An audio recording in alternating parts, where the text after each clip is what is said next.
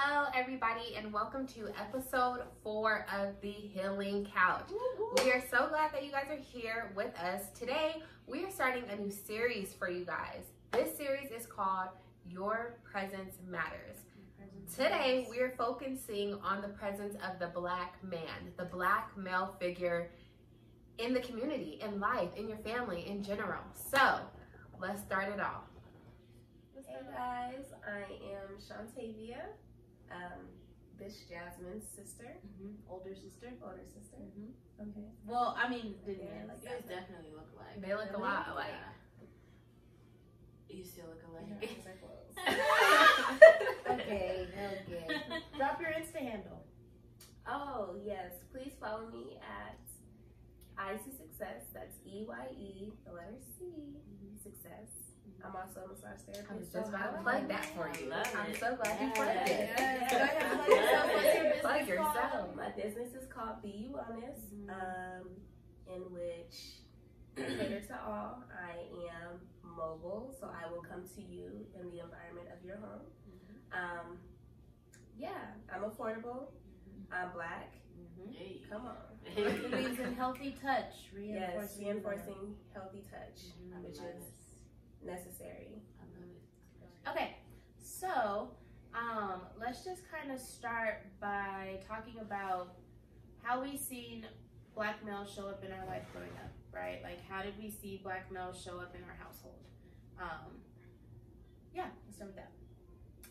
So for me, I know who, I'll start off with the first male, Black male role model or role that you know is your father, right? And so for me, I knew who my dad was. Like, I know who my dad is, and I seen my dad, like, you know, I know his name. Like, I was raised with his mother. Every weekend I was at his mother's house. I was raised with his sisters, like they were my sisters, but I did not have a connection with my dad. Like, I tell my aunties all the time, like, they are like sisters to me. And I can tell them when their birthday is. I can tell you when my grandma's birthday is, but I cannot tell you when my dad's birthday is. Like, I can't tell you really anything about my dad. And so for me, the first thing I knew, my first perception of like what a Black man was is that he wasn't. That he was not present. Even if he was alive and he was there, he was a body. Like, there was no real existence to what a Black man is. And then I even seen that portrayed in like my cousins. Like, they were a body, but when it came to like opinions, on my mom's side of the family, when it came to opinions, they weren't asked like, what is your opinion about something? When it came to something being done, they were a body. Like, go take out the trash, go move this for me. But not really getting down to like, what is your experience? Talk to me, like, tell me anything. Who they were. So for me, it was like, even to this day, when it comes to my dad and 2 of my cousins, except for one who I now have a really close relationship with, it's like, I know that you're a presence, but I don't know. That's all. That's it. Like, I don't know what more you are. I don't know what more you have to offer other than a body. Yeah. So I want to call into the perspective of having a father figure, but also having a father figure who was absent. Because growing up in my home, my stepfather figure was around, right? Like, he was there, but he wasn't there. Like, he got himself into the same routines, and so it kind of became one of those things where he wasn't, right? Like, he was there, but he wasn't in the sense of like a Black male figure showing up, if that makes sense. And it's not to say, you know, like, he wasn't a good dad, because he was. Like, when he showed up, he was. But to say like that consistency of like him showing up, I would say that it wasn't. Like, it wasn't. And then even with my biological dad, like, what I knew of him was inconsistent, right? So like, the way that I seen him show up was when it was convenient for him, or when it was, you know, just when it was convenient for him. So I think like, even to call into question like having like this idea of like having the body but not having the mind. Like, what does that mean for our Black males? Like, having their body around but not having their mind. Like, they have to be synonymous. You can't have one without the other. So yeah. And I'm going to throw it all off because as you had the body and not the mind, and somewhat did you two have the body and not the mind? I didn't have either. I didn't have the body nor the mind. And not by choice, which makes it even more difficult to understand what a black male is. So as you guys, if you guys watch previous episodes, you guys know from kind of my dad was murdered before I was born. My mom did not know she was pregnant with me until after the funeral. So I just became, like, I kind of was like out of nowhere. I wasn't even a thought, like, really, because, you know, a soul and a body has passed on, and then automatically, not even knowing, another body has formed. And I really believe when they say, you know, you lose someone, you gain someone, and that was really my experience. But when it comes to like a black male figure, one, my family is predominantly women anyways. There's women everywhere, and all I know, if I can just think of a man off the top of my head, is my uncle, and he was not a role model. My uncle was so loving and so goofy and so, he was just Uncle Marty. He's just Uncle Marty. That's just who he is. But I can't say he really taught me anything. I can't really say he showed me life. I can't really say he told me, you know, the ropes of how to grow up or whatever. And it wasn't until my mom got with my stepdad, I was 12. So I went 12 years of no male experience, and then boom, a male comes, and me and my stepdad are 11 years apart. So when he came, I'm like, wow. I'm like, who do you think you are, though? Like, but today I love my stepdad. That's crazy. Yeah, and because I never had it, I automatically thought like I had control over it. And it's so weird to say, because you would think a person in that position will get it and then be like, clean, but no, it was just like I was just defensive. Like, how do you come out of nowhere and is trying to teach me something or show me something? And so it was automatic defense, and then every male after that became defense.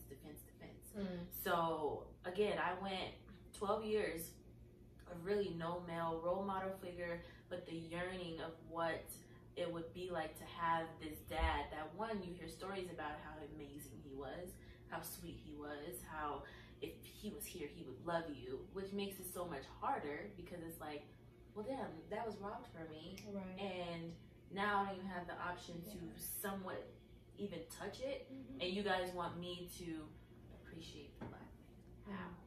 So, it has me in a position even till today, till this day, in raising a black man. How do I go and raise him, or how do I go and love another black man without being so defensive? Wow. Because you've never been taught or seen different. That's good. That's a good perspective. But I also, like, I tell people all the time, it's also your journey and your perspective, because, you know, you guys in your positions, I don't know exactly how it would be if that was it either.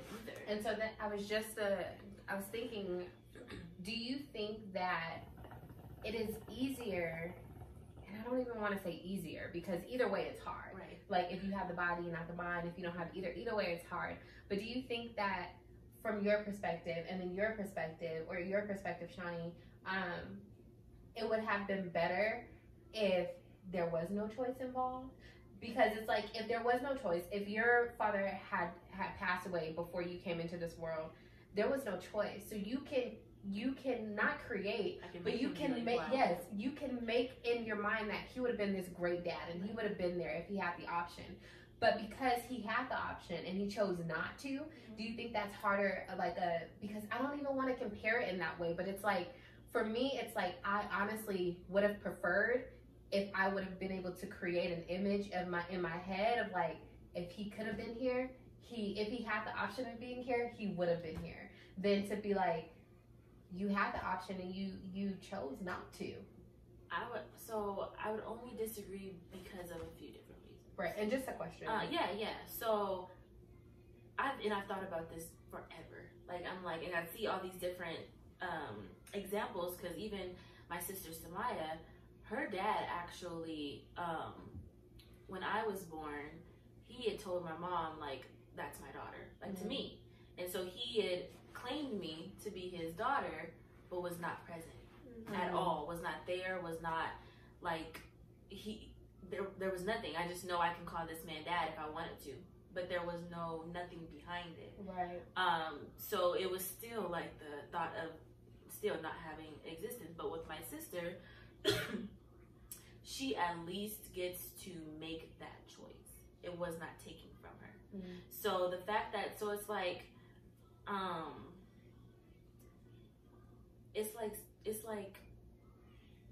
having unanswered questions. Most of us, when we have unanswered questions to things that really bother us, we go out and seek it until we get that answer. Right. Or create an answer. Yeah. And we it gets so tied up in what that is. Even just like, let's just say like losing a black man to gun violence, and we want to know exactly how it happened. Like, we want to know, what did that cop do? Because we figured it all out, but we still don't know. And at the end of the day, there's no answer. We still don't know. All we know is that what the police is saying and what we feel. And then there's this middle area that's like, oh, I know there was something else, but I can't figure it out. That right there, that gut hunts you. Yeah. And it will hunt you until you pass on and get to really have that answer. Yeah. And that is just, it's such a sucky and hard and depressing feeling. But when you actually have that option and you see that that's what they chose, you get to make the choice of saying, you know what, that's what they chose. Now I get to choose to either move on. From it. Right, it's easier to move on from it, because you get to say, I get to move on, and now I've accepted you for being who you are. And if you don't want to be in my life, I've now accepted it. I can move on from it, rather than I don't know what wondering and wishing and yearning, and now I have to sit here every day and like, oh, if only, and how and why and blah, blah, and all these unanswered questions, to when simply you have the answer. That's the only reason why I would say it's more difficult. That makes a lot of sense. For you, Shani, how do you feel like your experience with the black male from a child up until now, how do you feel like that shaped how you pick a man, like how you decided to be with the man that you're with, or the man that you'll have around your child, or even the man that you decided to have children with? Like, how do you think that's affected? It's toxic. I'll say that. To piggyback on what Jazz said a little bit earlier about having a stepdad that was not really there, and then having a dad that was just kind of convenience. My father wasn't even convenience, for one. He was there for my sisters, but he wasn't there for me. My stepdad was there for my younger brother, and partially there for Jasmine, but he wasn't there for me. He was just completely absent. So I had two male figures, fathers, who were present but weren't available. And so what I decided to do in growing up is I took after what my mom did, unfortunately, and picked somebody who would sit back and just watch, as my father did and as my stepfather did. And in experiencing that with my daughter's father, it's a road I don't want to go back down, because I realized how vulnerable I was, which resembled how vulnerable my mom was when selecting these men. Now, when I think about it, I don't want to call it a generational curse, but it can be, because I look at my grandmother and I see the cycle. I look at my mom and I see the cycle. And it's like, okay, so where do you come in and start to create this vision of who you want for your life, or who you want for your kids, you know? And I'm still creating him. We've been together for a while, but he's still not where he needs to be because I see so much of my dad and my stepdad in him still, and I don't want that.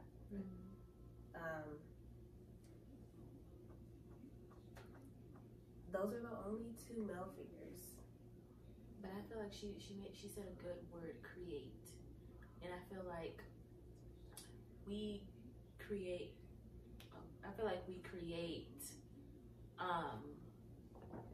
Especially when we don't know, we create what we think is best, and that sometimes isn't the best. I know me personally, when I was growing up, because I had to create, I wanted to live in this fairy tale of like, oh, I'm going to have 50 kids and be married by 20 years old, and like, and my kid's father is going to be superior, and all these things, and my life is nothing like that. But to be completely honest, that's not what I want anymore. Yeah. You know, and that's because I created this image not knowing what was best for me. What was best for me was to find someone who understood my pain, wanted to listen to my pain, touch my pain, and figure out how to get me out of that pain, instead of letting me sit in that pain and then letting them basically kind of do what they want because I'm allowing it. I was allowing most of the men to do whatever they pleased in my life because that's what, I didn't know any different. I knew what I saw on TV. I mean, when I say I did not have any vision, any role models, anything, I had to literally create. I had to, from watching movies, from whatever, walking in the grocery store and seeing this perfect family look like they're just so happy, I would create off of those things rather, because my mom, until she met my stepdad, dated women. So when I say I've been surrounded by women, I mean, like, there's no man that sat and told me this is what's good, this is what's best, this is what's, not one. And now I'm to the point where I'm like, I'm still creating, but do I really know what's best for me even now? Do I really know what I want even till this day? Do I really know what's best for me and my son? Because again, how am I supposed to know? There was no steps there for me. So that's crazy. And for me, I didn't even at a young age, I didn't even create. I just took what I got. I was like, this is your body. Like, I'm telling you guys, I looked at men as a body. So, and then I was molested at a young age by a male figure in my life. And that happened for years. And so for me, it was like, literally, you're a body with a penis, and that's what I'm supposed to get from you, like a penis. And so I had no connection to men. Even the men that I was in a relationship with, which you can call it that if you want, but it was like an exchange, like a give and exchange. Like, you're giving me a body, I'm giving you sex. Like, you're giving me somebody to be around, I'm giving you sex. There was no connection. And so then as I got older and I got into a relationship with, it took till I got into a relationship with my daughter's dad, who was a white man, for me to realize what I expected from a black man. And it was crazy because I looked at the experience that me and him had, and I'm like, this ain't it. This is not it for so many reasons. This is not it because I know, one, how I will not be treated, one. I know, two, what I do not want to experience, like the spiritual connection. And then three, like, for me, and I hope nobody takes this offensive, I love men, but there's something about, like, a black man who knows who he is, who is firm in who he is. Like, a black man who wants to lift you, and who, and knowing who he is not afraid of who you are, or who you are capable of being. Absolutely. There is nothing, I don't care who you are, there's nothing that can compare to that. So being in a relationship with Faith's dad helped me realize exactly what I want in a black man. And it's crazy to even, like, it's crazy to think about now. So something is running through my mind right now, and it's the importance of a black man being able to show up and lead, but also a black man being able to show up and support. How? So for me, in being someone who does not have kids yet, I am creating. And I think now that you don't know how you want to live until you know it's available, right? And so I think that now that and if you've been watching for a couple episodes, you know that I am being mentored. I think I see in my mentors exactly what it is that I want, and to know that like it does exist, and to know that, you know, you simply just have to want to become better. I think that it has changed the way that I view men, right? I think a lot of the times, which can be kind of bad, I view men from a potential standpoint. So it's like, I see the potential that you could have. I see, you know, where it is that you could be, but I can't want that more for you than you want for you. Absolutely. And so for me, I think it's one of those things where I don't know. I'm trying to figure it out. Like, for me, I know that support is something that's very important for me. And I know that it's important for my partner to be able to support me, simply because it says a lot about when you can lead and know who you are and not be intimidated when you show up and still support your lady for who she is. And I think when you can still show up and support your lady for who she is and still be able to be you in that, I feel like that speaks volumes. But I think a lot of the times, especially with our Black men, they take success of Black women as intimidation to them for whatever the case may be. And I find a lot of the times that myself and a lot of my fellow sisters, like, we dim our flame a lot of the times in order for us to be able to boost up our men, whether they be partners, brothers, fathers, whoever the case may be. And I just think, like, for a man to be able to, like, acknowledge that, yes, I understand my woman is fanning my flame, my sister's fanning my flame, my Black women are fanning my flame. How do I then return that same favor and let them know that they can also go out and shine, and I can fan their flame, I can feed them in the same capacity without being intimidated or without my ego or pride being hurt? I don't know, just a thought. No, I think that makes perfect sense. And then when you add what you said and the role of a Black woman as well, I think we allow them too much to have control over that in particular. And so, and we also allow them to do the bare minimum. We don't hold them accountable to do what they're supposed to do. And so majority of them get away with doing bare minimum. And then it's people like us, the children, that are affected by allowing them to do the bare minimum. But we want them, we see so much potential. We see it,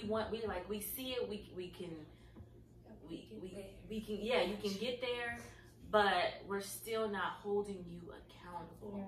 And at the same time, we're dimming our own light because we see your potential and letting you do the bare minimum, and then this is what's created all in that process. So on that, my partner, I love you, like I said, he has an addiction. And so right now what we're facing, like you just mentioned, is,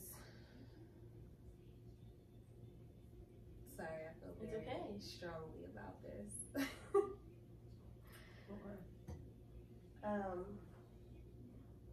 promise I won't get emotional because I'm a G. Oh shoot. You're supposed to. Get it out. You're supposed to heal It's from serious. I look at him and I tell him now, don't tell me when you want to quit. You know what I'm saying? Because if you don't really want to quit and you tell me that, I'm going to look like I'm nagging at you or whatever the case might be. But then I have to step back and I realize I'm nagging at him because of the potential that I'm falling for. Yeah, you have this addiction, but I know you can get over it. Like, I know if I keep supporting you that we'll make it past it. Let's fall in love with the potential. Which, if you get caught in that, you absolutely lose yourself. You absolutely dim your light with no questions asked. I mean, and that is, it's a humbling humbling experience in the dark, especially when you have somebody watching you. Mm-hmm. You know what I'm saying? And so when you have the opportunity of creating this individual without bringing anything extra into it. And so with that being said, don't fall for creating potential, because potential can fail you at any moment. And that's when you get disappointed. That's when you get frustrated. That's when you hit any bump in your life, is when you fall in love with the potential of anything, anybody. That's good. And nobody even knows that potential but you. So you're sitting here talking to people, not you specifically, but just generally speaking. You're talking to individuals and you're like, yeah, this person is whoop-de-doo-doo, and they're like, oh, he's an amazing person. You're like, yeah, but he's still got some growing to do. You know, he ain't where I want him to be. And they're like, what you mean? Right. Take him for what he is. Yeah. You know what I'm saying? And then as everything starts to fall in line, do you want him falling in love with your potential? Because if that's the case, you're still a work in progress. Right. So that might be the reason why things might not be moving forward, because he's looking for your potential. And the thing is, you create, and I even found this with my dad, like, you create this idea of someone based off of their potential, and then when they don't live up to the potential that you created, you're disappointed in them. And it's like, how dare you be disappointed in me for creating an image in your head about who you expected me to be when I'm showing you who I am.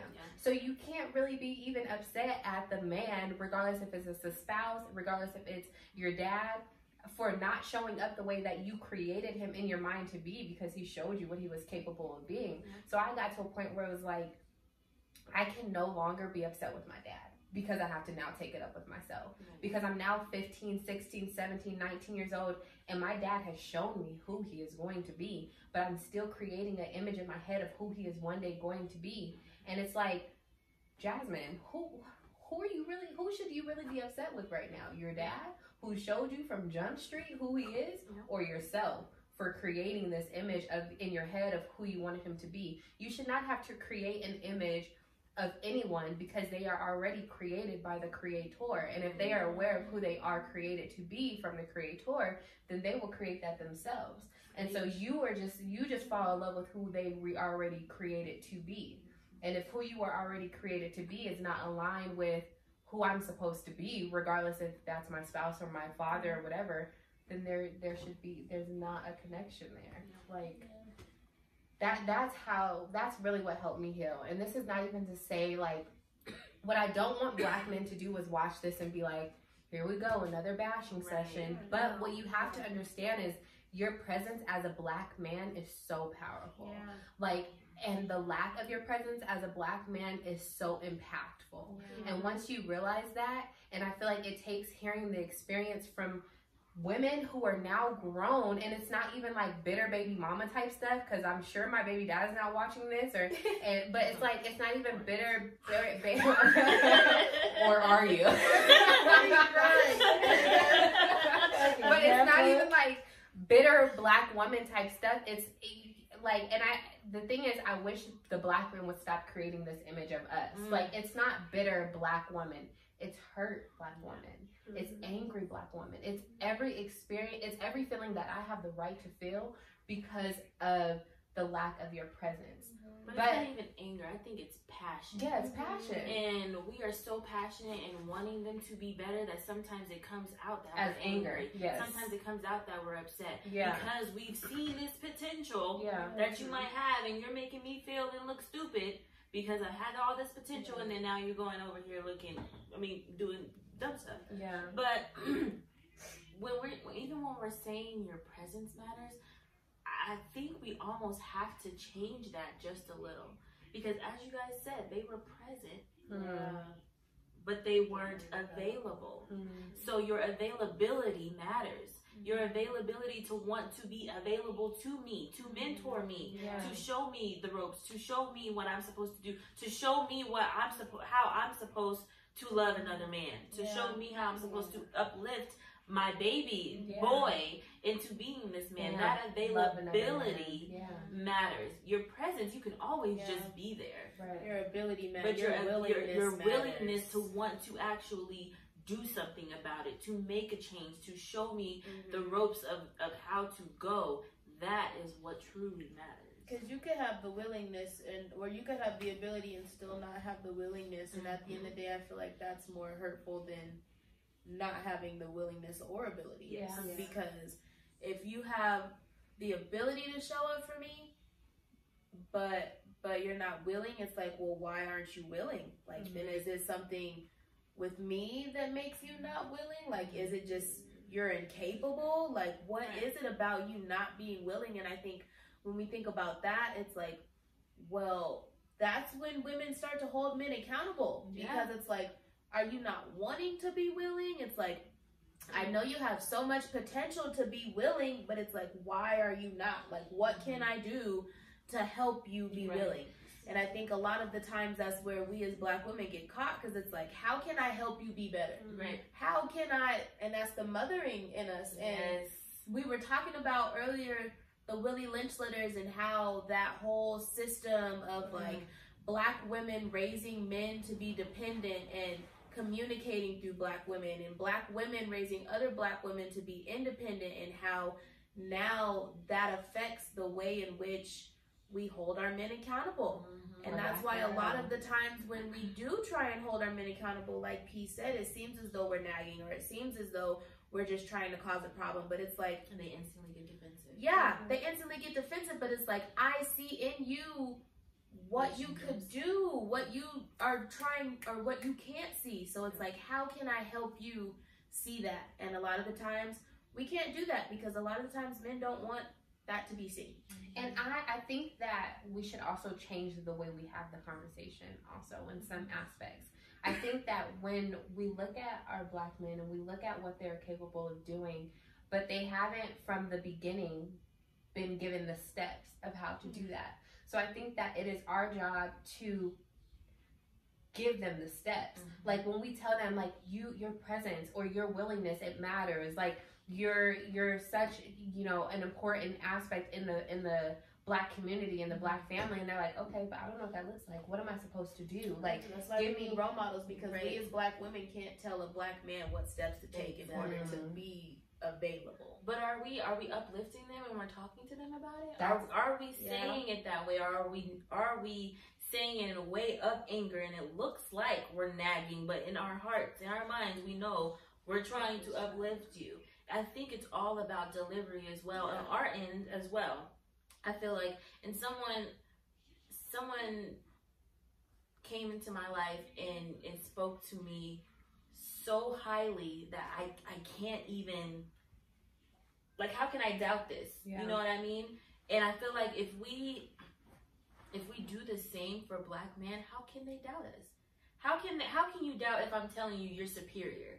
How can you doubt when I'm telling you, Black man, you are strong, you are amazing, I want you to be great? Who can argue that? Yeah. Who can doubt that? But we're not saying it like that. We're saying it like, okay, why are you do this again? Why are you do? We're just our attitude, our anger. So it not only, you know, and not only are they hearing it from us, but they've heard it before.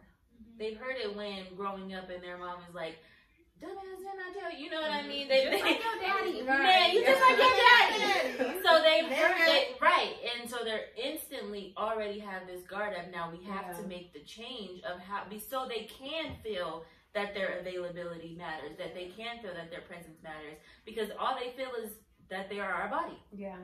And I'm here to take out the trash. And I'm here to whatever. And wow, that's crazy. That's how good. we see them is what they take on. Exactly. The role of a body. I'm just supposed to be here. That's it. And so, but how can we expect them to be any different when we're not changing the way of us speaking to them? Right.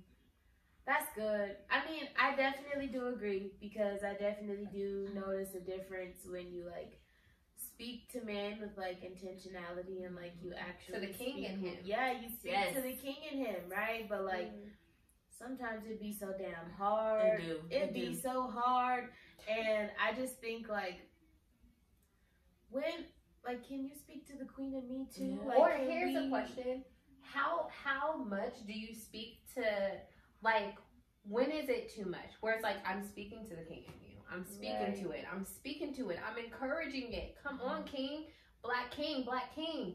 But you are still choosing to be a a peasant. black nigga. A Like, black you're still trying. nigga. No, for real. But Like, that's you're what- still that's trying what to you have act to like, make, yeah. for real. You're still trying to act like a black nigga, and it's like, okay, you don't want to change. Yeah. But if you see that, then what are you going to do to change?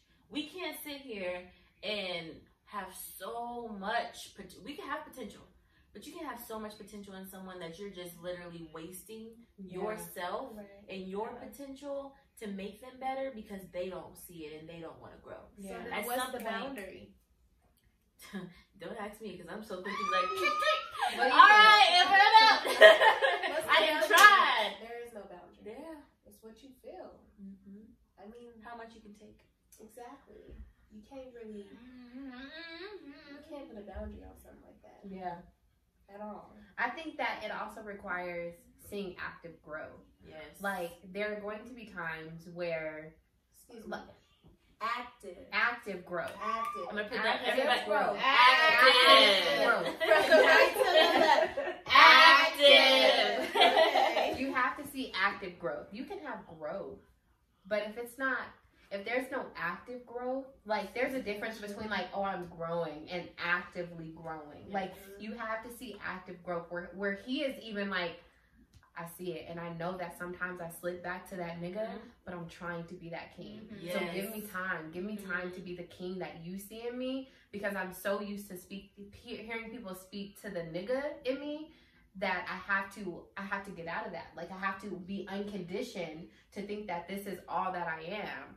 And because you might be the only person in his life speaking to the king in him. So while you guys may be together 5 hours of the day for, I'm not good at math, but For the other 19. 19 for the other 19 hours of the day, everybody else is just speaking to the nigga in him. So it might take more time, because if he's 24 years old, for 24 years, people have just been speaking to and I'm sorry if y'all don't like this word, but for real, people have just been speaking to the nigga in him. So now y'all just met, it could be 2 years down the line, whatever, and you're speaking to the king in him for these 5 hours of the day. You got to keep doing that. So let's You help have to them. uncondition him. Let's help them to understand what's the nigga.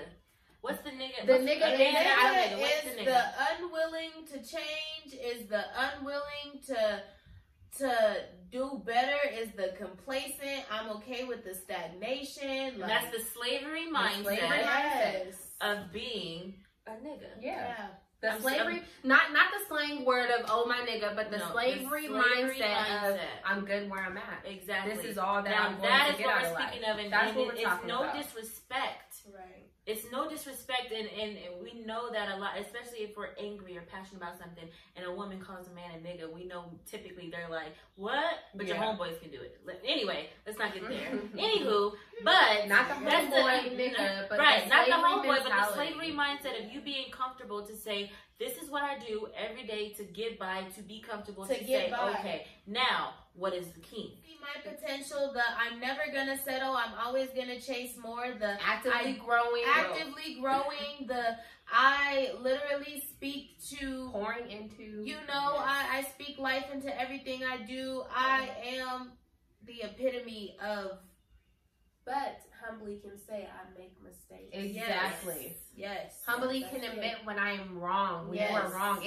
The thing is, we don't expect our black men or any man to be perfect. Right. But what Never. we do expect is for you to be able to admit and change when you make a mistake, and Yeah. acknowledge when you make a mistake. Just as you guys would want us to do. Exactly. Right. That's It's not it. perfection, it's progress. Yes. Come on. That's it. Understanding that, like, at the end of the day, a lot of, let me say me. I'll say me. I personally am the type of woman who's I'm gonna speak life into you until I personally have no life in me, and I'm always gonna make sure that I have life in me so that doesn't happen, right? So, like, I'm I'm always going to make sure that I'm supporting. I'm always going to make sure that I'm showing up to make sure that at the end of the day that you are good. But you have to make yourself worth that. You have to make yourself worth me showing up. You have to be able to show me that, I don't want to say your potential.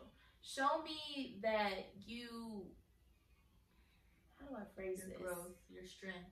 Show me that you're trying. Show me that you have a will to want to do better. Show me that you are not complacent where you are. Show me that you're chasing something more. That you're chasing, that you want to live a life of significance, right? Not that you just want to do the everyday work 9 to 5, but that you want to live a life of significance. That you truly want to live who you were called to be. Right. But how long do you continue to speak life into that? When do you get tired? Because you just mentioned that. I mean, So at what point do you draw back and you just realize, okay, this black man just needs a little bit of time before I start speaking life into him again? You know, I'll continue to do it from a distance. yeah. But after so long, you start to emotionally drain yourself from pouring out constantly. Well, I feel like that just comes being in tune, because I feel like if you're also like being replenished by a very reliable source, or like something that you're just making sure that your cup is staying full, and I feel like essentially, unless it's not being returned, then I feel like essentially it could be Returned by who? Returned by who? Returned by him. Returned by the Do you person require it to be returned back by him? or can it be from somewhere else?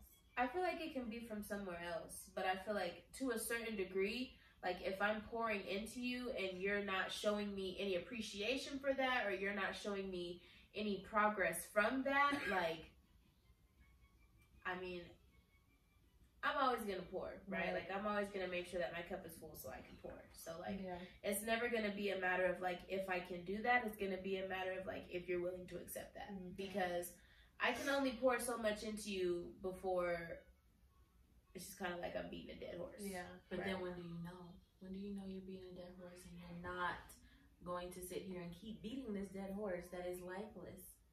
Because I really feel like one thing about the black man when it comes to the black woman is that if they are not receiving what we are trying to give at some point, the best thing for us to do for them to understand is to walk away. I agree. But how do we know when? You know when. And I feel like for me, and I think it's different for every woman.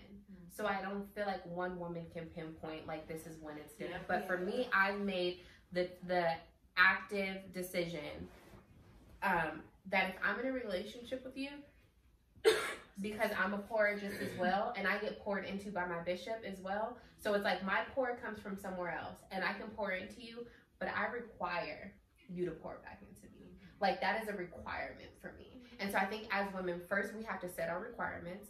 And if you're pouring and you're pouring and you're pouring, and your time has elapsed, and you're like, you're not meeting any of my requirements, I think it's time for you to let go, in my opinion. But for me, one of my requirements is that you pour back into me, because I'm not just going to be pouring into you, and you're supposed to be my spouse, the person I grow with, the person I build with, and you're not pouring back into me. Now, I do understand that there is a point in everyone's life where, and I use this analogy with Jody all the time, because I feel like in the beginning of our relationship, I was the flower that needed constant watering, and he was willing to water me.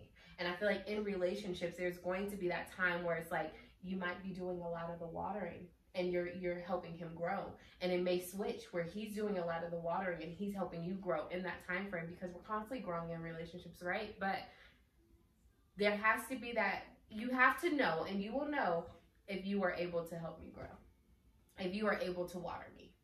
You'll know. From the beginning, you will know the way they speak to you, the way they encourage you, the way they uplift you.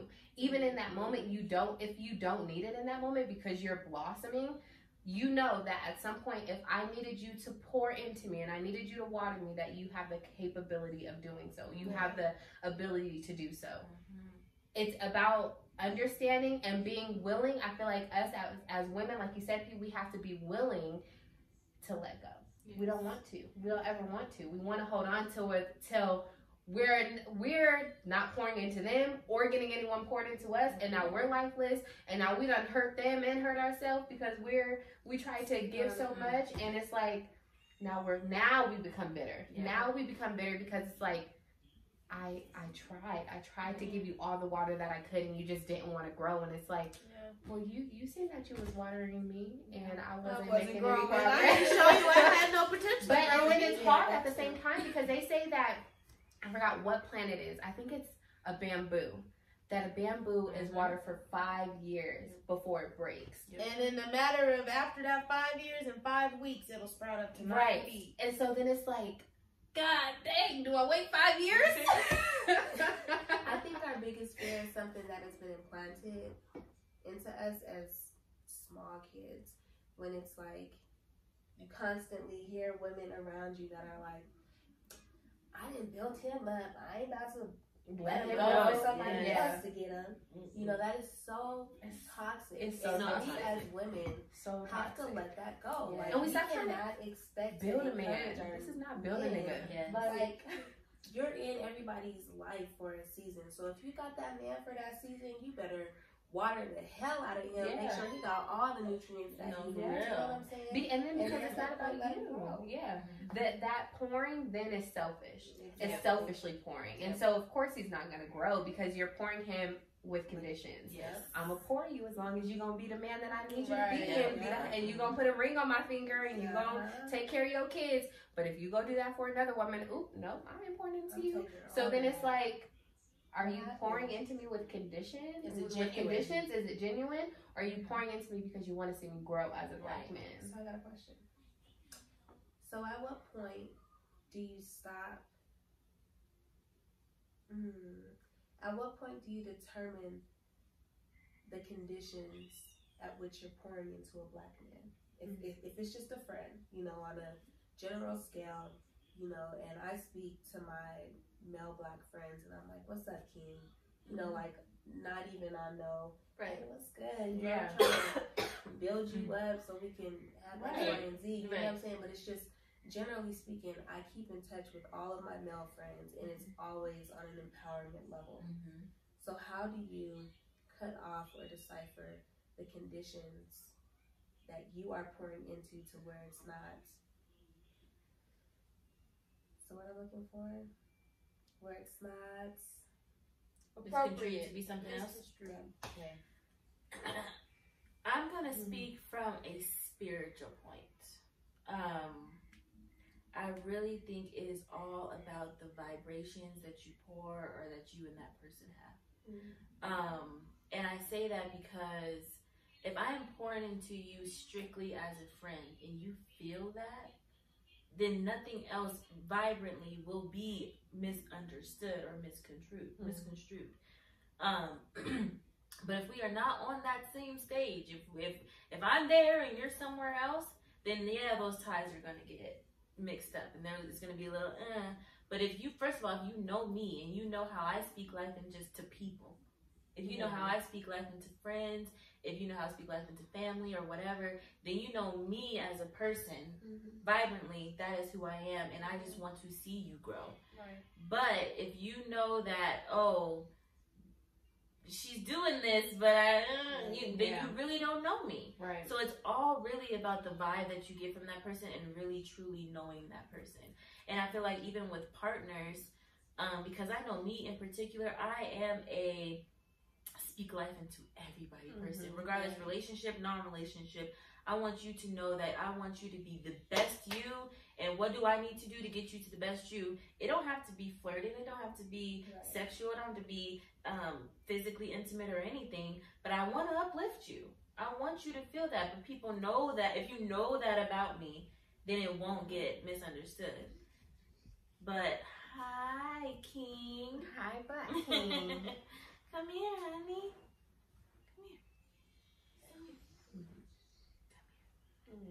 Don't feel good. Ronnie does not feel good right now, y'all. So this Black King is gonna join us for now. But I really just feel like it's all a matter of if they truly know you, then you don't have to have that Yeah. You don't have to say, well, I can only do it to this extent. Yeah. I don't have to. Now we all know of the boundary. We all know, okay, I can't say like he say he feels insecure, but you sexy. Like, come on now. We know there's a boundary there. But like, why are you insecure? What's making you insecure? What can we do to get you out of this, and so you can be better for the person that is coming your way? You know, I feel it's all about the wording and the vibe that you put off to people. And but having a pure heart and good intentions. Having a pure heart and good intentions. But if you don't, and like I said, and or if that person doesn't understand you, they really don't know you, then are you really supposed to be pouring into that person? And I only asked just because of the age difference. Yeah. So I didn't know, you know, how younger black men kind of took that approach. Right. Opposed to the older black men. Yeah. And I feel like it's so different because I feel like the middle age understand kind of what I just said. Yes. But the older black man is almost like, oh, child, is this little girl trying to get me? Yeah, no, for real. And then and then the younger ones are either just super intimidated because they are not woke, or they are super into themselves, or they're super into themselves. But the middle ones right there, they get it. They get it. And I feel like, to me. especially with the younger ones, it's hard. Like, I feel, and I don't want to say that we've lost our younger black men, but our younger black men, they don't really have a lot of people to look up to. They don't have a lot of black men or women to look up to in a way that is like, this is what I'm supposed to be like. This is what I'm supposed to receive. Right. Like when a black woman is saying, "Hey King, how are you?" That's not her trying to flirt. She is speaking to who I am. They don't have anyone to really sit down and be like, and because I feel like a lot of the older generation has lost hope on us completely. And then with our generation, I feel like the younger black generation feels like we think that we're better than them.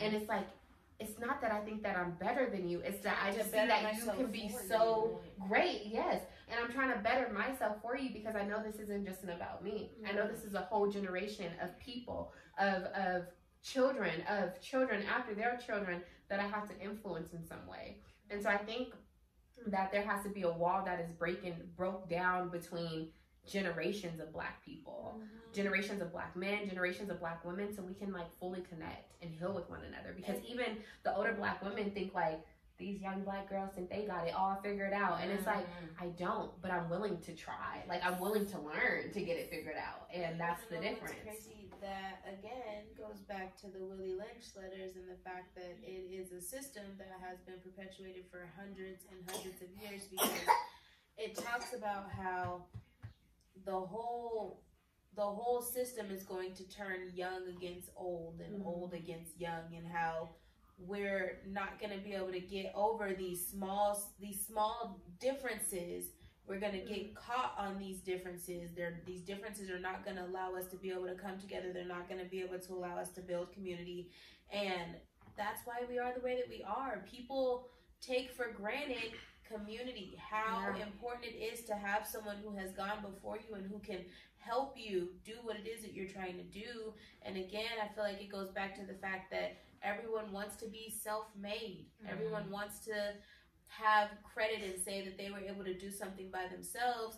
What people don't understand is that if you want to go, if you want to go quickly, go by yourself. If you want to go far, go together, right? You need a community of people who can help you to see who it is that you're meant to be, right? People who are together trying to grow to become who you are, right? Who are together trying to grow to learn history, to see where you come from, right? Like people who are actively trying to be better together. That is important, and we take that for granted. We take that for granted, the fact that if someone is, if someone is more successful than you and they're willing to help you, ask for help. Don't let your pride get in the way, because if you let your pride get in the way, you're going to spend more time trying to figure it out, whereas you could have tapped into someone and done it quicker, or you could have added on to that to do it more efficiently, right? Like, instead of reinventing the wheel, we need to tap into the wheel that's already reinvented, or that's already invented, but pride stops people from doing that. Ego stops people from doing that. And people feeling like they just know everything and that they have nothing else to learn, I think is why there's such a disconnect. But if we just realize how important community is, if you go back to Africa, we're community people. We're not individualistic people. That's such an American thing. Africa is community. We're community. We're community people. That's how we thrive. So we need to realize that and be okay with the fact that find an older black male who is living the life that you want to live. Find an older black woman who is living the life that you want to live. Ask them how they got there. And if they're genuine, or if they're, you know, if they're aware of how important it is to reach back and help someone, then they will help you. If not, find someone else. There billions of people on this earth who are willing to help you. The Crowley Foundation is one. The Crowley Foundation is one that, so, and that's why I can't say that all young black men are not wanting to have that, because there are some that desire that. And you see that in the Crowley Foundation. They are going after these young black men and reconditioning them. And it sucks that we even have to say reconditioning them, but for real, reconditioning them to help them realize who they are, who they were created to be, who they were in the beginning before they were broken down and made to be something that they are not at all. And I think just to end this, I think that we should go around and just remind our black kings, both young and old, who they are. So say black king, black queen, that black king, and one thing that you want them to remember that they are and take away with them. We could start with P. Black king, you are solid. You are strong and solid. Those are my two. Black king, you are powerful and endless. Yeah. Definitely endless. For sure. Black king, you are loved. You are generation builders. Black king, you are worthy. You are passionate. Yes. You are passionate because it is okay to express yourself. That was great, but I feel like our black kings don't hear it enough. Now we need to go one more time to tell y'all who y'all are. Let me start. Go ahead. Go ahead. Black King, you are necessary. Yes. Black king, you are evolving.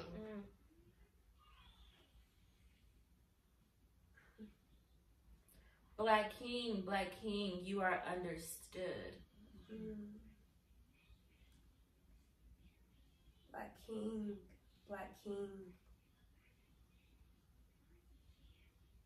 you are you. Black king, you are appreciated. Love y'all.